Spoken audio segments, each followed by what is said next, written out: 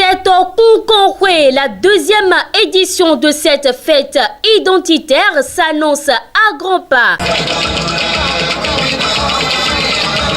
Elle se déroulera du 22 au 26 février 2023 derrière le nouveau marché de Wedo dans la commune d'Abomey-Calavi. À cet effet, le tissu de l'unité des fils et filles 7 d'Odomola est disponible sur le marché au prix de 18 000 francs CFA. Pour tout autre renseignement, veuillez contacter le 97 22 20 14 ou encore le 64 20 10 63. C'est en Koukonwe édition 2023 pour la révélation de la culture 7 ans.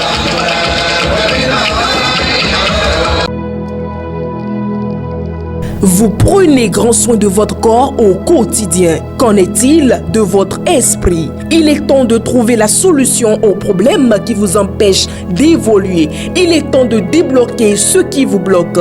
Il est temps d'apprendre à manipuler les clés de la vie. Pour y arriver, suivez cette émission. En dehors de moi, qui suis-je? Guéri TV Monde vous l'offre pour éclairer votre chemin. En dehors de moi, qui suis-je? C'est tous les jeudis à partir de 21h avec Charles Albandaoui aux commandes. Guéri TV Monde, le leader des web TV.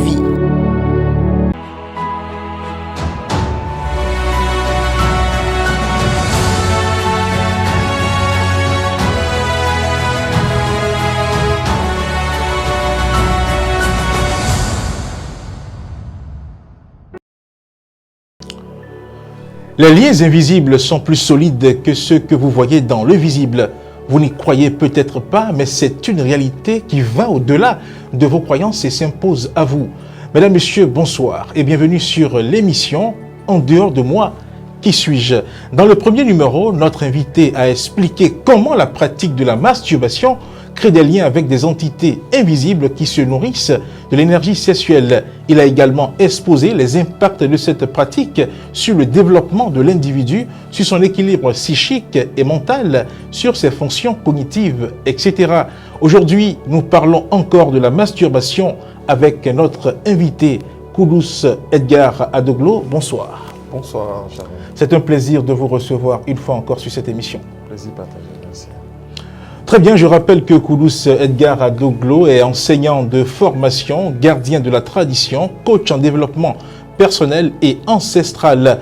Nous abordons avec lui d'autres aspects du sujet de la masturbation. Et tout de suite, nous nous tournons vers vous pour dire que, avec l'avènement d'Internet, des réseaux sociaux et de tout l'environnement numérique dans lequel nous sommes aujourd'hui, il faut constater que l'accès des jeunes à des images, des vidéos pornographiques se fait avec beaucoup plus de facilité. Dites-nous, Edgar Koulouss Adoglo, les jeunes qui s'adonnent à cela, est-ce qu'ils ne sont pas exposés à la masturbation? Merci. Évidemment, les jeunes qui s'adonnent à la pornographie, c'est-à-dire à la visualisation de la pornographie, effectivement, sont exposés au phénomène de la masturbation. Comme on l'a expliqué dans le premier numéro, c'est-à-dire dans l'émission précédente, l'image est beaucoup plus ancrée dans l'esprit. Et après, l'individu se remémore tout ce qu'il a vu et le vit à l'intérieur de lui. Donc, nous ne pouvons pas avoir accès directement peut-être au sexe opposé, que ce soit féminin ou masculin. L'individu peut aller à la quête, à la découverte de son corps. Et dans cette quête-là, sombrer, épouser, c'est-à-dire embrasser la pratique de la masturbation et continuer dans ça jusqu'à vraiment se détruire. Oui, pour justement parler de l'impact que ça peut avoir, vous avez dit l'individu qui n'arrive pas à aller vers le sexe opposé, il se lance dans cela. Est-ce que par la suite, cet individu-là ne va pas avoir du mal, par exemple, comme on le dit, à courtiser une femme? Parce que oui, on tombe sur des hommes qui, n'arrivent pas à faire face à une femme, à lui faire la cour. Oui, parce que si l'individu apprend déjà à se satisfaire seul, il se dit qu'il n'a pas besoin de l'autre pour trouver son plaisir. Donc, l'individu, sans le savoir, va créer, en fait, va rentrer en autarcie, d'accord, va s'enfermer, va se renfermer sur lui-même, va se dire, ben écoute, j'ai pas besoin de l'autre. Donc, quand il va s'agir d'aller vers le sexe opposé, l'individu sera, on va pas appeler ça de la timidité, complexé, voire pratiquement désarmé complètement quand l'individu sera en face de l'autre. Il va manquer de confiance. Voilà, manquer de confiance. Puisque déjà la masturbation, une des causes de la masturbation aussi, c'est le manque de confiance en soi. D'accord, l'individu n'est plus sûr, il est dans un doute. Comme on l'a expliqué la dernière fois, il est dans un doute. Donc l'individu manquant de confiance ne peut pas aller vers l'autre, sauf si l'autre vient vers. Même si l'autre vient vers, d'accord, déjà étant déjà connecté à une entité, ayant déjà connecté une entité à lui-même, d'accord, cette entité-là va s'opposer à cette union. Oui, là, nous sommes en train de parler de l'homme. Et qu'en est-il de la femme? Parce que là, nous parlons de l'homme. C'est réciproque. L'homme qui va vers la femme, peut-être, qui cherche à séduire une femme. Quand c'est la femme, comment ça va se faire? Même chose, c'est pratiquement la même chose. Parce que la femme aussi, elle va se dire, bon, écoute, j'ai pas besoin d'un homme aussi. D'accord? Elle sera agressive. Et elle ne sera pas, perméable. D'accord? Elle sera pas perméable. Elle ne va pas succomber au charme facilement des hommes, etc. Tout ça là. Et même si ça arrivait, exactement comme pour le garçon, c'est la même chose qui va se produire. C'est-à-dire, elle va se dire, ben écoute, j'ai pas besoin de l'autre. Il faut, je me suffis moi-même.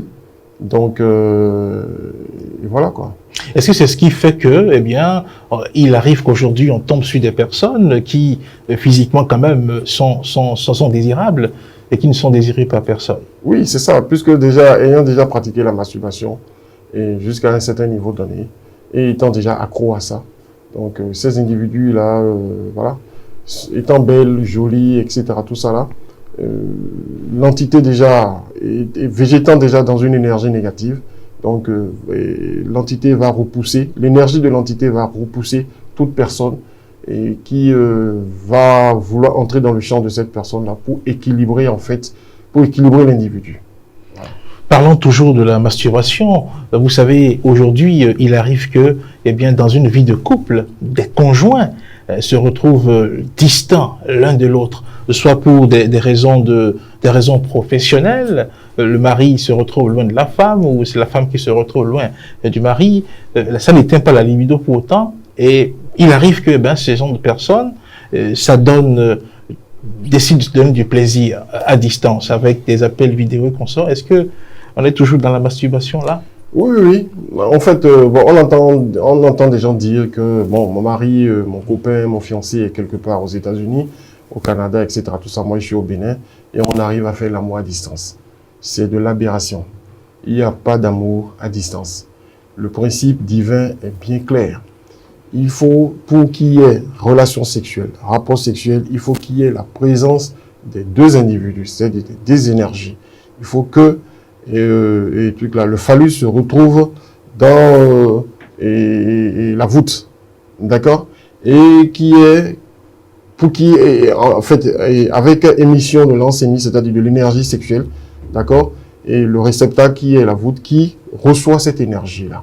D'accord? Et pour les initiés, ils savent comment utiliser cette énergie. Donc, dit que il y a une relation à distance et que à distance, on pourra faire l'amour par rapport à, c'est-à-dire via les réseaux sociaux, c'est-à-dire en appel vidéo ou bien par appel audio simple. C'est de l'aberration. C'est de l'aberration parce que dès qu'il y a émission, puisque ça va se terminer par un orgasme des deux côtés. Donc, dès que ça se termine par un orgasme des deux côtés, il faut qu'il y ait quelque chose, c'est-à-dire il faut que les deux principes soient présents pour qu'il y ait canalisation de l'énergie. Donc, dès que la canalisation n'est pas faite, il faut que l'énergie et la nature répond, d'accord, à un principe. Le principe, c'est quoi? Le principe, c'est que c'est les entités qui en ont besoin, qui se présentent automatiquement. Donc, plus le couple va s'adonner à ça, plus les entités vont nourrir des entités sans le savoir de façon inconsciente et qui vont créer des problèmes, voire la séparation même du couple. Autrement dit, il n'est pas conseillé de s'adonner à cela. Mais quand ça arrive, est-ce que, quand une distance comme ça se crée, est-ce qu'il faut que le couple parte en l'air? Non, quand une distance se crée, ça dépend. En fait, il faut que le couple... Ça dépend d'abord du sentiment qui les lie. D'accord? Si le sentiment qui les lie, c'est un sentiment très fort, d'accord? Et l'entente est parfaite, et qu'ils s'entendent, ils se disent, écoute, je pars pour 4 ans, d'accord? Et j'ai la possibilité de venir pendant les vacances, d'accord? C'est une question de discipline. Tu vois un peu, c'est une question de discipline. C'est pourquoi il faut de l'autodiscipline à ce niveau, au niveau du sexe.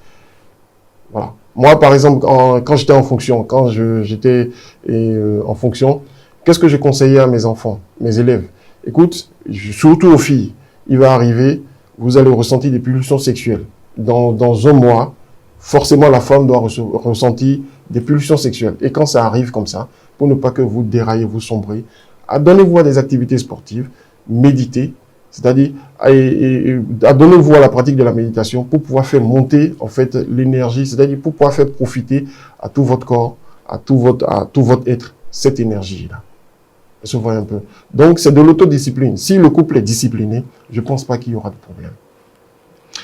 Parlons toujours de cette relation à distance. On a comme l'impression que, les gens... On trouve des moyens pour donner des solutions à ce problème-là. Là, nous sommes en train de dire que la masturbation n'est pas une bonne chose. Mais il se fait que, il y a toute une industrie qui travaille qui semble encourager la pratique avec ce qu'on appelle les sex toys, les jouets sexuels. Et justement, dans le cas où, des couples sont séparés comme ça, il arrive des personnes qui font recours à cela. Oui, c'est bien dommage. C'est vrai que, en fait, les sex toys aujourd'hui, et prolifère. Et beaucoup de personnes s'adonnent à ça. Mais allez voir les personnes qui se cachent derrière. Parce que derrière cette industrie, il y a un idéal qui se cache derrière. Et c'est des personnes qui possèdent... En fait, c'est des personnes qui sont derrière ça et qui stimulent cette prolifération par rapport à un but bien précis. D'accord ? En fait, le sex toy, c'est quoi? C'est de la masturbation peut-être électronique, c'est-à-dire plus avancée, c'est-à-dire perfectionnée, en fait. De haut niveau. De haut niveau. C'est-à-dire quoi? J'utilise des jouets qui émettent des vibrations. La femme le met sur le clitoris. C'est beaucoup plus pour la femme. D'accord? Au niveau du clitoris, etc. Tout ça, et puis ça donne des vibrations, etc. Tout ça là, c'est dû à quoi? C'est dû au fait que l'homme manquant d'éducation sexuelle, parce que l'homme, quand je prends l'homme, c'est l'homme grand H, d'accord? Et aujourd'hui, les hommes ne savent pas manipuler la femme. Les hommes ne savent pas comment posséder une femme, sexuellement parlant. Donc, la femme, aujourd'hui, avec tout ce qu'on mange, avec la fatigue, avec le travail, avec tout ce qui se passe, etc., tout ça, là, la fatigue, l'asthénie fonctionnelle, etc., tout ça, les hommes sont épuisés. Donc, sexuellement parlant, ils ne répondent plus. Donc, la femme, on sait très bien ce que c'est que la femme. La femme, sexuellement parlant, quand elle n'est pas satisfaite, c'est un vrai problème. Donc, les gens ont imaginé ça. Ils se sont dit, bon, ok, on va imaginer les sex toys, etc., tout ça, pour permettre à la femme de pouvoir s'émanciper. Se voit un peu ce que c'est en train. Donc, mais en le faisant, ça crée un autre problème. C'est-à-dire, ça plonge beaucoup plus, surtout l'être féminin, dans les tréfonds même de la matière. C'est-à-dire, quand je dis les tréfonds de la matière, c'est-à-dire l'enfer matériel. Puisque plus elles pratiquent, elles font usage de la pratique. Elles utilisent les jouets sexuels. Les jouets sexuels, etc. Tout ça là. Plus elles s'enlisent. D'accord? Parce que elles émettent de l'énergie. Elles jouissent vraiment, elles émettent de l'énergie, etc. Tout ça. Cette énergie est canalisée par des entités. Voyez, non? Cette énergie est canalisée par des entités, etc. Tout ça là. Et vous allez constater que quoi? Ces femmes qui s'adonnent à ça, c'est des femmes qui sont psychologiquement perturbées. La plupart sont psychologiquement perturbées. La plupart vivent seules, c'est-à-dire finissent par vivre seules. La plupart n'arrivent pas à concrétiser une relation. Ça se voit un peu ce que c'est en train de dire. Donc, les sex toys. Il y en a pour les hommes aussi, hein, parce que qu'ils vous souviennent que il fut un temps où nous avons vu des poupées sexuelles circuler sur oui, en fait, c'est beaucoup plus pour la femme. Les hommes, c'est venu récemment. C'est-à-dire, c'est toujours de la masturbation, parce que quel que soit alpha, le réceptacle n'est pas là.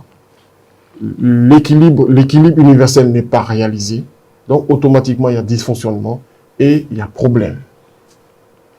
Mais qu'est-ce qui peut expliquer, dites-nous, qu'est-ce qui peut expliquer que des êtres humains puissent en arriver à penser à ce genre de choses? Voilà, en fait, il faut comprendre qu'il y a une portion d'êtres humains sur Terre qui sont rentrés en contact, qui connaissent, en fait, ils sont entrés en contact des connaissances secrètes, d'accord, qui connaissent le maniement et comment utiliser l'énergie sexuelle. Et cette connaissance-là, ils ne veulent pas que le monde, c'est-à-dire le commun, ait accès à ça. Parce que si le commun a accès à ça, eux, ils ne pourront pas exercer leur pouvoir sur la masse et contrôler la masse. Donc, plus la masse sombre dans les tréfonds de la matière, plus eux, ils restent au-dessus et ils contrôlent la masse. Donc, ce sont ces personnes-là qui sont derrière tout ce désordre, en fait, auquel on assiste. Désordre parlant je vais dire, de la promotion de la pornographie. Promotion de la pornographie, ils investissent dedans. Et les histoires de sex toys, les images obscènes au niveau de la télévision, les dessins animés. Déjà, ils ont commencé depuis l'enfance. Vous allez constater que dans les dessins animés, il y a de ces symboles sexuels de dépravation qui sont glissés, mais de façon subtile. Mais l'enfant étant innocent, capte tout et enregistre tout. Vous voyez un peu ce que c'est en train de dire. C'est criminel. Une catastrophe. C'est une catastrophe. Vous voyez un peu. Donc, les enfants, ça veut dire qu'un enfant, déjà très tôt, vous imaginez un peu, l'enfant qui a déjà enregistré beaucoup, dans son enfance, beaucoup de choses, et de symboles sexuels, etc., va vouloir exprimer, surtout la qualité des âmes qui viennent aujourd'hui, c'est-à-dire la qualité des enfants qui arrivent, c'est-à-dire qui sont nés, en fait, qui naissent aujourd'hui, la qualité des enfants qui naissent aujourd'hui, ces enfants-là sont d'une énergie extraordinaire. C'est-à-dire, ils apprennent rapidement, ils sont pratiquement des surdoués et ils sont à la quête de l'expérimentation. Si vous observez correctement les enfants ces derniers temps, les enfants sont des champions de l'expérimentation. Donc, ces enfants-là vont expérimenter. Et imaginez, si déjà à la base, on arrive déjà à désorganiser l'énergie sexuelle des enfants, vous voyez, on aura beaucoup plus de maîtrise sur ces enfants et on pourra faire d'eux ce qu'on veut. Justement, vous avez dit qu'il y a dans le monde une catégorie de personnes qui tiennent à mettre la main sur les masses. Il se fait que quand on regarde tout ça, on se rend compte que c'est de l'Occident. C'est de ces sociétés dites civilisées-là. C'est eux qui nous envoient toutes ces choses en Afrique et un peu les Africains ne font que consommer, ne font qu'avaler tout ce qui vient de là-bas. Oui, mais c'est bien dommage parce que on nous a fait croire déjà, d'accord? On nous a fait croire déjà que notre culture, elle est archaïque. Notre culture, de par la couleur de notre peau, elle est diabolique. Donc, il n'y a rien de bon qui puisse sortir de là. Alors que toutes les valeurs aujourd'hui que l'Occident prône, c'est des valeurs qui sont venues de chez nous. C'est des valeurs qui sont venues de l'Afrique. Nos peuples anciens étaient très civilisés. Tu vois, nos peuples anciens étaient très civilisés. C'est vrai qu'il y avait des pratiques aujourd'hui. Il y a des pratiques aujourd'hui qui sont en vogue aujourd'hui, qui procèdent à la dépravation du peuple, surtout du peuple de notre peuple, du peuple africain, etc. Tout ça là, et comme la sodomie, c'est des choses qui existaient depuis, mais c'était réservé, c'était dans le secret. Vous voyez un peu, et les dépravations sexuelles, l'homosexualité. Bon, en fait, l'homosexualité et ce qu'on appelle aujourd'hui les rapports sexuels en tri, avec voilà, c'est des trucs qui existaient depuis. Les partouzes. Voilà, les partouzes, etc. C'est des choses qui existaient depuis. Tu vois un peu, depuis, mais qui étaient cachées. C'est-à-dire que c'est des choses qui n'étaient pas révélées au grand monde. Je vois un peu ce que c'est en train de dire. Parce que il y avait une certaine caste. C'est-à-dire, c'était réservé aux initiés de l'ancien temps. D'accord? Je prends un exemple. Dans les pyramides des Képhren, par exemple, se pratiquait ce qu'on appelait la magie sexuelle. La magie sexuelle avait pour but quoi? D'accord? Cette magie sexuelle avait pour but de permettre à la femme et à l'homme de pouvoir rentrer en possession de leur plein pouvoir. Et tu vois un peu ce que c'est en train. Et tous ceux qui renversaient l'ensémie, c'est-à-dire tous ceux qui éjaculaient, à terre, c'est-à-dire qui n'arrivait pas à se maîtriser, était tué directement parce qu'on considérait ça comme un sacrilège. Déjà au niveau de la Bible, vous allez voir l'histoire de Judas, un des enfants de Jacob, qui était décédé, et son frère devait assumer sa progéniture. Donc, à chaque fois quand le mari, et c'est-à-dire le frère, celui-là, couchait avec la femme de son frère, et il refuse, c'est-à-dire il versait à terre sa semence. Et qu'est-ce qui s'est passé? L'ange de la mort est descendu, l'a frappé. Si déjà dans la Bible, c'est considéré comme un sacrilège, imaginez un peu ce qui se passe quand nous éjaculons à terre. C'est-à-dire, exemple, je ne vais pas être trop grossier, les fellations, les cunnilingus, etc., tout ça là. Bon, je ne vais pas parler du cunnilingus tout de suite, mais je vais beaucoup plus parler de la fellation. La fellation, c'est comme de la masturbation. Ça se voit un peu. Ça dit quoi? Pas des caresses buccales, d'accord? Et l'homme éjacule. En éjaculant, l'énergie se retrouve où? Dans la bouche de la femme ou par terre. Dès que c'est pas canalisé quelque part, qu'est-ce qui se passe? Surtout quand ça tombe par terre, c'est grave. C'est grave. Le cunnilingus, c'est un acte, c'est réservé aux initiés. C'est beaucoup plus les initiés qui l'utilisent, les initiés supérieurs. Et le cunnilingus a pour objectif de faire quoi? D'accroître le pouvoir du verbe. D'accroître le pouvoir du verbe. Mais cette pratique-là, aujourd'hui, elle est perdue. C'est réservé à une certaine caste. Elle se voit un peu. Mais ce qu'on pratique aujourd'hui, c'est quelque chose qui n'est pas bénéfique et qui pourrit la vie des gens. Très bien. La masturbation, nous avons dit qu'elle a des effets dans l'invisible, qu'elle crée un environnement égrégore d'entités invisibles qui se nourrissent de l'énergie sexuelle. Il y a un phénomène dont on parle souvent, qui est le phénomène de mari de nuit. Okay. Est-ce qu'il y a un lien entre la masturbation et ce phénomène? Si, il y a un lien très très étroit même. Parce que on avait parlé de l'activité de l'entité au niveau de la vie de l'individu. Mais l'activité de l'entité ne se limite pas seulement, d'accord, à l'apparence physique. Parce que quand l'entité se nourrissant d'énergie en énergie, l'énergie de l'individu finit par intervenir dans les rêves de l'individu. C'est là où le problème, c'est là où le gros problème se pose. C'est-à-dire quoi? L'individu à l'état d'éveil libère beaucoup plus d'énergie. Quand l'individu dort, l'individu étant inconscient, c'est-à-dire n'ayant pas conscience de ce qui se passe, ne comprenant même pas le phénomène du sommeil, d'accord? L'individu va voir, par exemple, il y a des gens qui voient dans leur rêve un individu qui vient, d'accord? Quelqu'un qui vient, mais qui, généralement, on ne voit pas le visage, mais qui vient et qui vous force à faire l'amour. C'est-à-dire qu'il couche avec vous dans le rêve. Alors que le principe dit, c'est dans la matière, c'est-à-dire il faut que les deux êtres soient là pour qu'il y ait un rapport sexuel. Donc, quand c'est fait comme ça, qu'est-ce qui se passe? L'individu décharge, c'est-à-dire libère beaucoup plus d'énergie et cette entité-là s'en nourrit plus.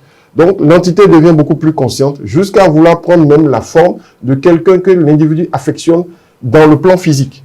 Okay. Elle se voit un peu. Parce que, je prends un exemple. Quelqu'un qui est amoureux d'une jeune fille.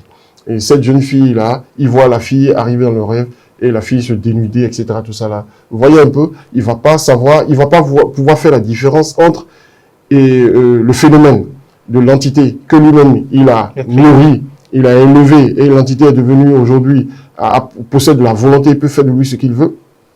Il va pas faire cette différence-là. Automatiquement, il va s'adonner. D'accord? Donc, l'entité va beaucoup plus intervenir beaucoup plus à l'état de veille, c'est-à-dire pendant que l'individu est en train de dormir. Donc, d'où le phénomène de mari de nuit. Elle se voit un peu. Et c'est souvent cette catégorie d'entités, là, les incubes et les succubes, qui sont championnes, expertes en ça. Elle se voit un peu. Donc, l'individu va se voir faire l'amour dans le rêve. Ah, j'ai vu Jeanne, j'ai fait l'amour avec ma femme. C'est grave. On ne fait pas l'amour dans les rêves. C'est impossible. L'amour dans les rêves, ça n'existe pas. Elle se voit un peu. Donc, dès que ça se passe comme ça, automatiquement, parfois, l'individu, et tout là, j'ai dit tout à l'heure que plus l'individu se masturbe, il perd en volonté, et l'entité grandit en volonté. C'est-à-dire, l'entité récupère toute sa volonté. D'accord? Donc, l'entité devient beaucoup plus puissante et n'a plus besoin d'autorisation pour pouvoir entrer dans le champ vital, énergétiquement parlant, de l'individu. Donc, il intervient, il s'assoit là. Dès que l'individu ferme les yeux, l'entité est là. D'accord. D'accord? Et quand l'entité commence à troubler psychologiquement l'individu. Donc, pour trouver des solutions, on parle de mari de nuit. Que, en fait, l'individu c'est-à-dire, il y a un mari de nuit qui empêche si. C'est souvent cette entité-là qui crée ça. D'accord. Nous sommes pratiquement, je dis, à la fin de cette émission. Nous n'allons pas développer cette thématique tout de suite. Vous allez parler de mari de nuit. Est-ce qu'il y a une différence entre mari de nuit et le phénomène Abikou? Oui, le phénomène Abikou, généralement, les gens font c'est-à-dire, mélangent tout. Abikou, c'est un mot Yoruba. D'accord? Un mot Yoruba qui veut dire « j'ai mis au monde mon enfant qui est décédé ». Montibi, omitiku. C'est-à-dire, pour qu'on parle de phénomène Abikou, il faut qu'il y ait 2 décès successifs et que le 3e puisse rester en vie. C'est-à-dire quoi? Je mets une dame un couple met un enfant au monde de sexe masculin. L'enfant décède prématurément, c'est-à-dire à la naissance, l'enfant décède. La dame tombe enceinte encore. Elle met encore un garçon. Il décède. D'accord? Automatiquement, le phénomène Abikou prend place. Et à la 3e naissance, on fait tout, d'accord, avec les scarifications, etc. Tout ce qu'on peut faire en tant que rite pour faire peur à la mort, pour que cette personne-là puisse rester en vie. Donc, le phénomène Abikou n'a rien à voir avec le phénomène mari de nuit. D'accord? C'est vrai que il y a une particularité d'êtres humains qui sont connectés de par des vies antérieures à des entités, d'accord, des élémentaux, d'accord, qui interviennent dans leur vie, que généralement on appelle Egbe, Éméré, etc. On aura peut-être le temps. Justement, on aura le temps de développer, on va consacrer une émission justement à ce phénomène-là. Koulouss Edgar Doglo, qu'est-ce que vous avez à dire en guise de conclusion? Oui, moi je pense qu'il faut que l'être humain, c'est-à-dire l'être lambda, d'accord, puisse comprendre qu'il est un être spirituel et que, pas seulement physique, et qu'il doit s'auto-éduquer. Non seulement ça, dans le plan physique et dans le plan spirituel aussi, et aller à la quête de l'énergie sexuelle, de la connaissance de l'énergie sexuelle, pour pouvoir harmoniser son existence et ne pas sombrer dans la dépravation, etc. Tout ça là. Les plaisirs sexuels, on peut se les offrir avec un conjoint, avec une entente parfaite, etc. Tout ça là. Il faut communiquer, parce que le manque de communication aussi fait que beaucoup ne réussissent pas leur vie sexuelle, etc. Tout ça, et vont chercher le plaisir avec ces sextoys-là, qui en réalité sont des démons, en fait, sont des éléments destructeurs de l'existence. Merci. Fidèles internautes de Guérite TV Monde, nous voici au terme de cette émission. En dehors de moi, qui suis-je? Pour ce 2e numéro, Koulouss Edgar Doglo était encore notre invité. Il était encore question de la masturbation. Un 3e numéro sera consacré au même sujet et à cette occasion, il vous sera révélé les clés de rupture des liens invisibles créés par la pratique de la masturbation. Prenez donc le rendez-vous. Pour finir, retenez ceci. La sexualité fait partie de la vie, mais ne laissez pas la sexualité détruire votre vie. Sur ce, je vous dis au revoir et à jeudi prochain.